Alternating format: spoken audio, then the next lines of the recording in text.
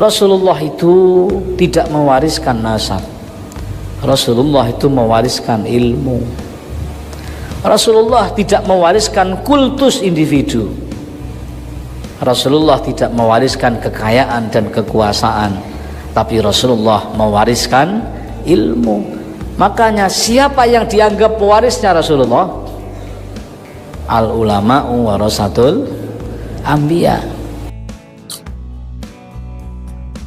Assalamualaikum warahmatullahi wabarakatuh. Saudara-saudaraku sebangsa setanah air yang kami cintai, yang kami banggakan dimanapun Anda berada.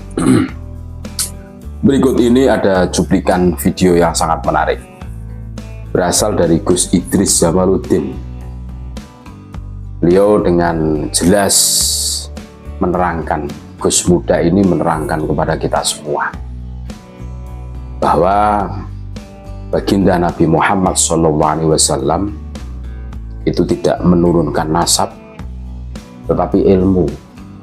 Dan dipertegas lagi dengan dawuh beliau, hadis beliau, al-ulama warasatul anbiya, bahwa ulama adalah pewaris para nabi, bukan al-habaib warasatul anbiya, bukan. Untuk apa mengaku cucu nabi tapi bodoh dalam beragama? Isinya doktrin kesana kemari tiada henti, dawir kesana kemari, malu, justru malah memperburuk citra baginda Nabi Muhammad SAW. Ini semakin menjelaskan kepada kita semua, banyak gus-gus muda yang tercerahkan dengan adanya polemik nasab ini.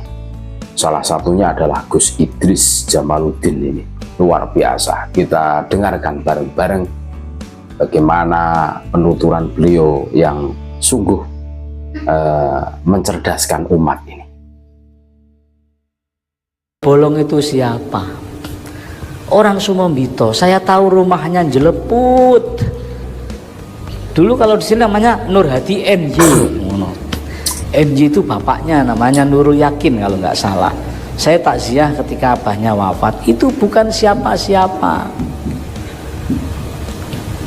Wes gak siapa-siapa, delodok misan. Tapi lihat, karena terinspirasi dari kiainya, kiai yang bukan siapa-siapa, terus kemudian menjadi orang mulia karena cita-cita yang tinggi. Sekarang ini kalau ada Polres Jombang yang baru, sowan ke rumahnya Mbah Kiai Haji Bolong An-Nur Hadiyi.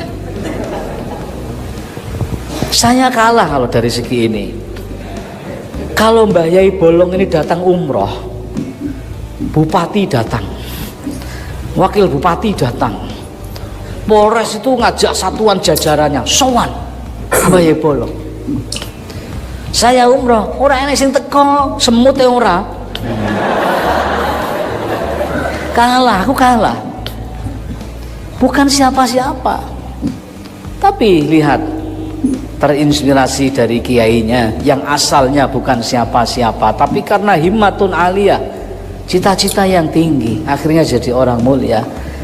Kamu yang bukan dari latar belakang keluarga kiai, bukan latar belakang keluarga intelektual, atau hanya latar belakang masyarakat kebanyakan, jangan mempersempit rahmat Allah. Lihat Yai Jamal itu siapa orang tuanya, siapa bapaknya, siapa ibunya, kemudian menjadi kiai besar seperti sekarang.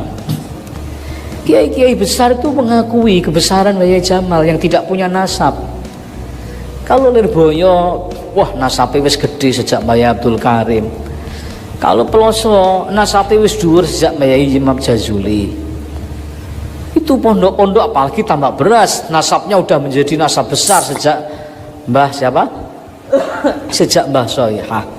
Mbah Jamal siapa? Rembang itu sudah menjadi kiai besar sejak Kiai Bisri. Bahkan gurunya Kiai Khalil udah kiai besar, tegese mereka sudah keluarga yang lingkungannya lingkungan orang-orang besar. Tapi Mbah Jamal itu siapa? Gak enek.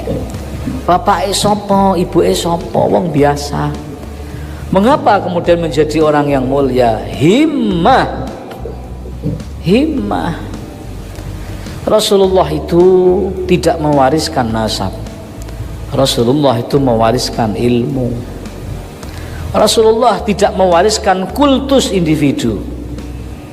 Rasulullah tidak mewariskan kekayaan dan kekuasaan, tapi Rasulullah mewariskan ilmu. Makanya siapa yang dianggap pewarisnya Rasulullah? Al ulama'u warasatul anbiya. Imam Syafi'i itu secara nasab siapa? Ketemunya dengan Kanjeng Nabi itu mbah yang dhuwur kono wisan. Imam Hanafi tambah wala dudu wong Arab. Aduh banget. Imam Hambali siapa? Imam siapa sih sini? Imam Maliki. Nah Imam Maliki cek mampu-mampu. Malik bin Anas bin Malik. Malik bin Anas bin Malik paling tidak dia dekat sekali dalam circle Rasulullah. Tapi lihat imam-imam besar itu yang sekarang menjadi panutan muslim sedunia dituruni dari Rasulullah bukan dengan nasabnya, tapi dituruni Rasulullah dengan ilmunya. Maka kalau zaman memperingati Mbah Jamal, lihatlah alumni-alumni yang dulu bukan siapa-siapa kemudian menjadi orang-orang yang sekarang bermanfaat di umatnya. Ono meneh sing jenenge iki disebut kiai jane gak pantes wong jenenge gak padha, jenenge dudu Arab, jenenge Jawa. Kiai Basuki. Rumahnya Wonosalam sana, jejer gereja. Dulu waktu nikah ada beberapa tamu yang istirahat di gereja. Tak gojlok Bas, dalem Gus, enak awakmu wis digawekno masjid pertuamu aku ngono. Masjid ono salipe ya. Enak awakmu wis digawekno tempat ibadah. Orang masjid aku muni digawekno tempat ibadah. Ibadah ono salipe ya. Nah lihat itu sekarang. Banyak lagi kalau mau saya contohkan. Murid-murid Abah Yai yang bukan dari keturunan siapa-siapa, tapi sekarang menjadi orang-orang yang bermanfaat bagi umatnya karena mereka terinspirasi dari Mbah Yai yang bukan siapa-siapa, tapi karena bersungguh-sungguh menggali ilmu, kemudian bersungguh-sungguh menyebarkan ilmu. Wong nanggone nadom Hidayatul Adqiya itu ana nadoman, aku kok lali. Fata'allaman ilman fata'allaman lillahi ilman nafi'an in kunta tatlubumul qadaraini ta'ala. Nek awakmu kepingin kemuliaan dunia dan akhirat, carilah ilmu nafi karena Allah. Fata'allaman lillahi ilman nafi'an. Ngono, iki lagu yang lain. Fata'allaman lillahi ilman nafi'an in kunta tatlubumul qadaraini ta'ala. Ingin mulia dunia akhirat, ilmu.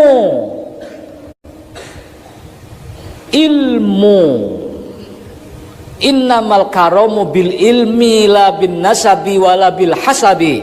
Kemuliaan itu dengan ilmu, bukan dengan nasab, bukan dengan kedudukan.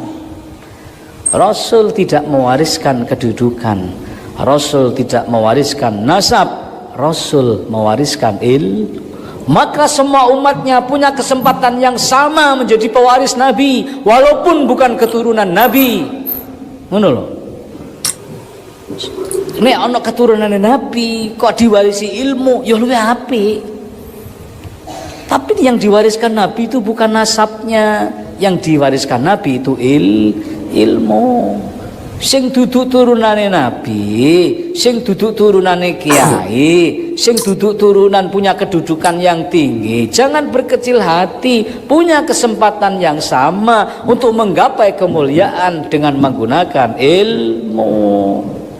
Innamal karomu bil ilmi labin nasabi walabil hasabi. Terus wong sing duwe ilmu iku ya ngono. Orang yang punya ilmu itu yang diperlukan adalah mewariskan ilmu, bukan mewariskan nasab. Ono kiai misale anaknya tidak mewarisi ilmunya bapaknya, it's no problem karena kiainya punya muridnya mewarisi ilmunya kiainya. Ini loh, muridnya mewarisi ilmunya kiainya, warisannya tidak berhenti. Terusane nadamiku munine piye? Ta'limuhu lillahi khairu ibadatin wa khilafatin wa wirasatin fatawassala. Mengajar ilmu karena Allah sebaik-baiknya ibadah, sebaik-baiknya pengganti, sebaik-baiknya warisan. Maka kiai yang mengajarkan ilmu nothing tulus, gak ada ruginya. Andaikan anaknya tidak bisa melanjutkan, muridnya yang melanjutkan, dan ilmunya tidak berhenti. Ngono loh. Ilmunya tidak berhenti. Tapi memang kiai-kiai itu punya tradisi. Nek misalnya anaknya disawang-sawang, utawa anaknya kok wedok-wedok, biasanya kiai-kiai itu cari mantu-mantu murid-muridnya untuk melanjutkan ilmunya. Contoh Mbah Yai Fatah. Mbah Yai Fatah ngambil muridnya Kiai Jamal.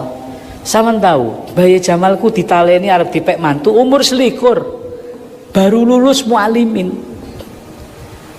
Baru lulus mualimin di umur 21 wis ditaleni dipek mantu. Malah jauh sebelumnya adiknya Ibu Huriyah namanya Gus Hubi, abahnya Gus Jabar.